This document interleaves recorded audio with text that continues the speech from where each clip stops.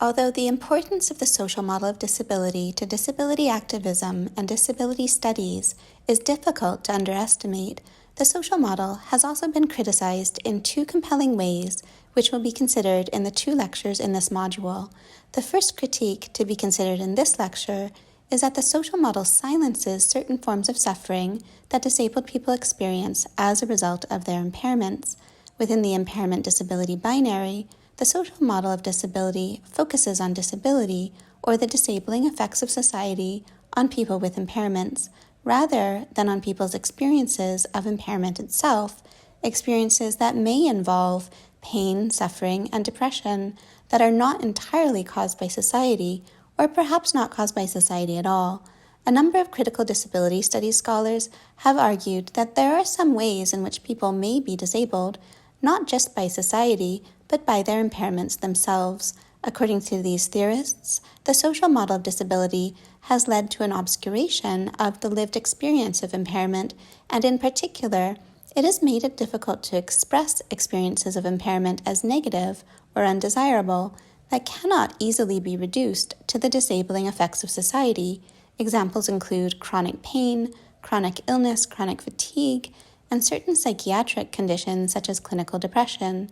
In each of these cases, disability theorists have argued some experiences of impairment are not just negative because society constructs them as such, but are arguably intrinsically negative. According to these scholars, one plausibly might not want to be in chronic pain or chronically fatigued, nauseated, or depressed, no matter what society one lived in, and it is a problem with the social model of disability that it requires disabled people to focus exclusively on the disabling effects of society and insist that impairment itself is value neutral or even positive, no matter what impairment we are talking about. In fact, many people experience impairment negatively for reasons that don't seem entirely social, and may find it hard to express this experience within a disability community dominated by the social model. Some people who have painful experiences of impairment may want to be cured or may want medical treatment, and so are alienated by a model of disability that is built on the rejection of individual models, such as the medical model, and is often critical of medical intervention and discourses of cure. University of Alberta critical disability studies scholar Danielle Peers has argued that the medical model is not entirely pernicious, and in some ways it can even be helpful. For example, if a person has a heart surgery that enables them to go on living. Peers stresses, however, that the medical model is woefully insufficient for understanding disability. Indeed, Peers makes an analogy between understanding disability exclusively through the medical model and understanding gender exclusively through gynecology. Just as there is more to women's experiences and gendered experience than what a gynecologist can tell us, there is also a lot more to the experience of disability than what doctors can tell us about disabled people. Critical disability studies scholar Martha Saxton has argued that oppression is what's most difficult about disability, and this remains true for many disabled people. And yet, what this first critique of the social model is arguing is that oppression is not the only thing that is difficult about disability. In some cases, impairment itself is difficult. To take the classic example of the person with a mobility impairment who uses a wheelchair, although the social model of disability may be well illustrated when we consider this person wanting to get to a classroom and finding a staircase rather than a ramp, the situation is a bit different if we consider that person wanting to go for a stroll on the beach or a hike in the mountains. Critical disability studies scholar Alison Kafer writes about the fact that she was a runner before she lost her legs in a fire, and she misses being able to run, especially along beaches. The fact that a wheelchair cannot move easily through sand has nothing to do with society. Even in a society without ableism, Kafer still would not be able to run on beaches like she used to do, and this is a cause of grief for her. Kafer does discuss the fact that society can make the situation more or less bad for her. For instance, society can improve the situation for CAFER by having paved boardwalks along beaches, and for those more drawn to mountains than to seashores, having paved hiking trails.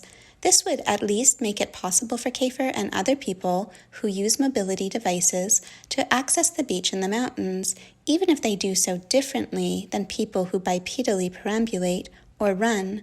CAFER discusses the fact that there is social resistance to these measures on the basis that it supposedly mars natural spaces to have something as artificial and constructed as pavement along the seashore or in the mountains. However, as CAFER points out, there are all kinds of ways that we are already intervening on these natural spaces so that able-bodied people are able to access them. There are parking lots and campgrounds for able-bodied people. There are non-paved trails, signposts, staircases, and even chalets and restaurants. Certain types of bodies are being accommodated in national parks, campgrounds, at beaches, and in other places where people go to experience nature, while other types of bodies are not accommodated. In general, national parks, beaches, and campgrounds, and other places where people go to experience nature tend to be unmarked, white, middle class, and heterosexual, as well as able-bodied spaces.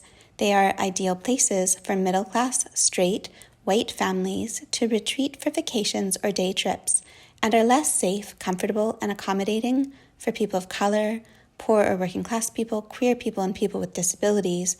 So there is still room for the social model in thinking about why some people can access nature more easily than others, and yet, as CAFER acknowledges, there are also certain ways that impairment itself limits the degree to which she can enjoy the beach or a trip to the mountains.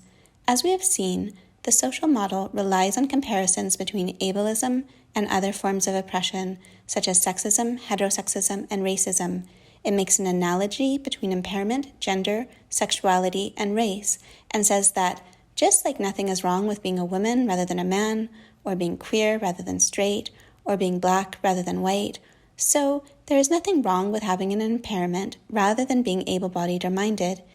It is only a society that discriminates against certain genders, sexualities, races, and impairments that makes it difficult to occupy certain bodies. What the first critique of the social model of disability argues, however, is that this comparison is not entirely compelling.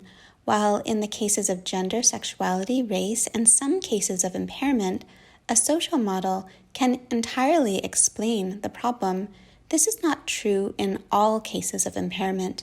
In a world without sexism, there would be no reason why it would be worse to be a woman than a man.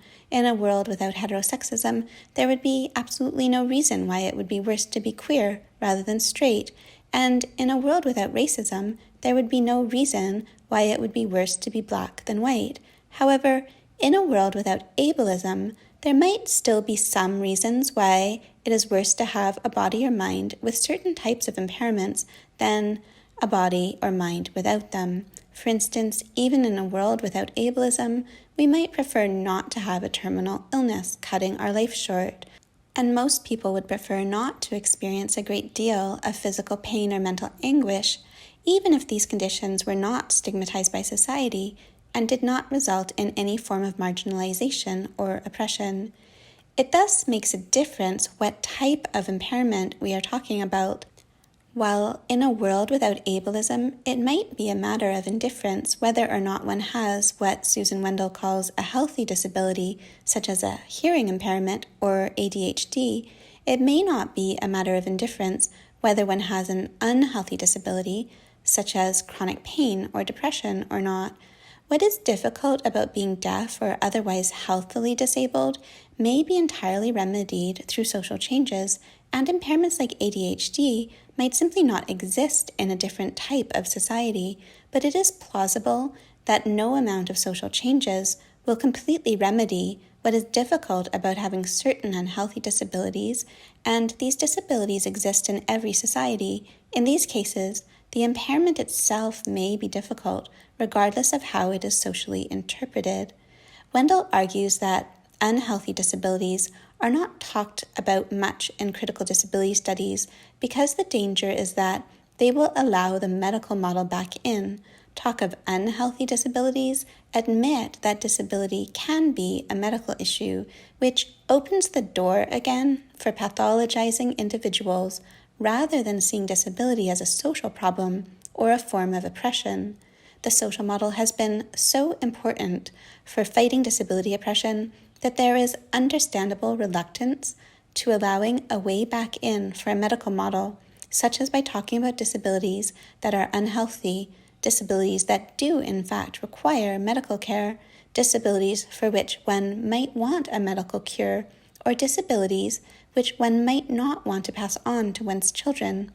The worry is that talking about unhealthy disabilities will undermine the work accomplished by the social model and reinforce the view that disability should be eradicated, that it is an individual tragedy and pitiful, and that disabled lives are not worth living, ableist attitudes that remain pervasive today and that, for many disabled people, are far more harmful than their experiences of impairment.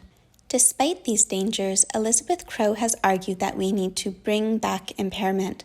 The social model of disability has sidelined discussions of impairment, and according to Crowe, we need to bring these discussions back. One way that we need to bring impairment back is to acknowledge the pain and suffering that may be involved in impairment. For instance, we need to acknowledge fatigue if we are to accommodate it. Another way we can bring back impairment, however, is to discuss the ways that impairments can be positive. Crowe gives examples of some positive aspects of impairment, including that it teaches one to live in collaborative, cooperative manners, which is a good model of living for everyone.